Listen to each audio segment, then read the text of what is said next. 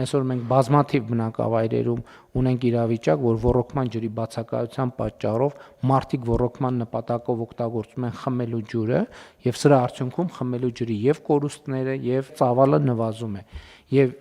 որպեսզի պարզ լինի, հաջորդ 5 տարում ջրային խնդիրները մեզ համար լինելու են 5 առաջնահերթություններից մեկը։ Ինչպես նախորդող շրջանում խաղաղության օրակարգն էր մեզ համար առաջնահերթություն, հաջորդ հնգամյակում ջրի հետ կապված հարցերը լինելու են բացարձակ առաջնահերթություն, որովհետև մեր տնտեսությունն եկել զարգացել հասել է մի կետի, առանց ջրային ոլորտում ֆունդամենտալ բարեփոխումների մենք տեղապտույտի վիճակում կհայտնվենք, ինչը բնականաբար եւ սոցիալական եւ տնտեսական բոլոր առումներով իհարկե անթույլատրելի է, եթե մի քիչ էլ սուր ձևակերպենք, խոսքը հանրապետության ամբողջ ջրային ենթակառուցվածքը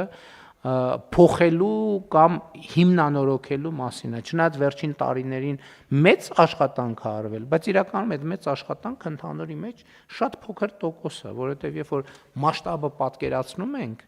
թե ինչքան չոռոգվող հողեր կան հանրապետությունում, թե ինչքան բնակավայրեր եւ բնակավայրերի մեջ բնակավայրեր կան, որ ջրի հետ կապված շատ թե քիչ տանելի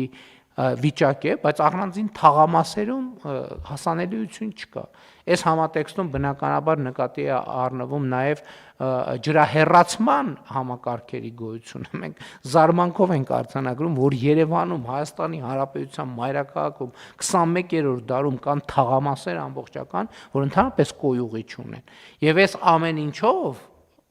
մենք քաղաքական մեր ռազմավարական արձանագրումն այն է, որ օգտագործումից հետո որևէ ջուր առանց մաքրման չպետքա բաց թողնվի բնություն։ Ես ասում եմ, որպեսզի մենք այս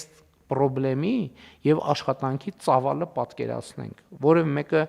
օբյեկտիվորեն մենք չենք կարող հույս ունենալ, թե մենք 1, 2, 3, նույնիսկ 5, 6 առաջիկա տասնամյակներում մենք պետք է այդ թվում կրթական եւ սոցիալ-հոգեբանական ոլորտում աշխատենք այս թեմաների հետ, իհարկե առաջնահերթությունները կորոշենք եւ ըստ առաջնահերթությունների